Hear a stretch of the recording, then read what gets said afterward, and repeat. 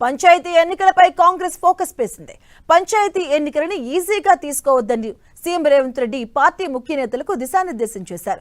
సాధ్యమైనంత ఎక్కువగా కాంగ్రెస్ సానుభూతి పరులు గెలవడం ద్వారా భవిష్యత్తులో కలిగే లాభాలను వివరించారంటూ ఈ విషయంలో సీఎం రేవంత్ స్వయంగా రంగంలోకి దిగడంతో మిగతా నేతలు ముందుకు కదులుతున్నారు. ఇంతకీ పంచాయతీ ఎన్నికలను కాంగ్రెస్ అంత సీరియస్ గా తీసుకోవడానికి కారణం ఏంటి?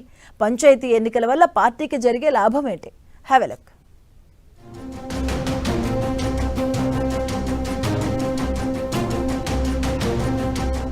తెలంగాణలో పంచాయతీ ఎన్నికల సమరం జోరందుకుంది.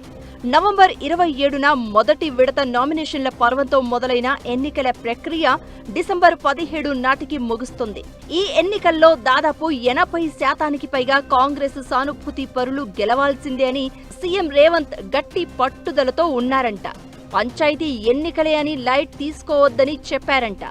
ఈ విషయంలో స్వయంగా పీసీసీ చీఫ్ మహేష్ గౌడ్ను పిలిచి దిశానిర్దేశం చేశారు అని సమాచారం. ప్రభుత్వ పథకాలు గ్రామాల్లో సమర్థవంతంగా అమలు కావాలన్నా, పార్టీకి మైలేజ్ రావాలన్నా సర్పంచ్ ఎన్నికలే కీలకమని దిశానిర్దేశం చేశారు అని తెలుస్తోంది. పంచాయతీ ఎన్నికల్లో సీరియస్నెస్ తీసుకురావడానికి స్వయంగా సీఎం రేవంత్ రంగంలోకి దిగారు. ఇవాల్టి నుంచి ఉమ్మడి జిల్లాల్లో పర్యటించనున్నారు. అభివృద్ధి కార్యక్రమాలతో పాటు ప్రభుత్వ పథకాలను ప్రజలకు వివరించి కాంగ్రెస్ పవనాలు వీచేలా చూడాలి అని ప్లాన్ చేశారు. పార్టీ తరపున డీసీసీలు, ఇతర ముఖ్య నేతలు సమన్వయం చేసుకుంటూ ముందుకు వెళ్లాలి అని దిశానిర్దేశం చేస్తున్నారు. వీటి కోసం ఉమ్మడి జిల్లాల వారీగా ఆయా జిల్లాల మంత్రులు కూడా ప్రత్యేక ఫోకస్ పెంచాలని సూచించారు. పార్టీ పరంగా గాంధీభవన్ వేదికగా వార్ రూమ్ ఏర్పాటు చేసి ప్రత్యేక పర్యవేక్షణ చేయాలని సీఎం సూచించారంట.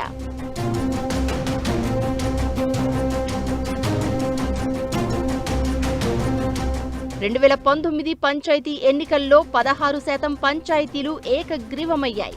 ఈసారి కూడా ఎక్కువ పంచాయతీల్లో ఏకగ్రీవం వచ్చేటట్లు చూడాలి అని సీఎం రేవంత్ పార్టీ నాయకులను ఆదేశించారు.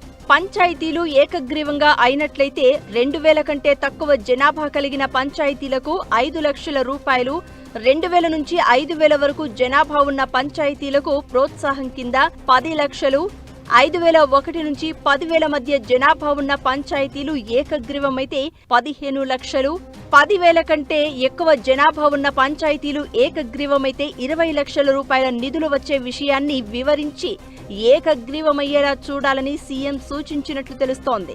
గ్రామాల్లో గ్రూపులు ఉన్నప్పటికీ ఇన్ఛార్జ్ మంత్రులు, నియోజకవర్గ ఇన్ఛార్జీలు, ఎమ్మెల్యేలు, ఎమ్మెల్సీలు, ఇతర నేతలు గ్రామస్తులందరినీ ఏకతాటిపైకి తీసుకొచ్చేటట్టు చూడాలి అని ఆదేశించినట్టు సమాచారం.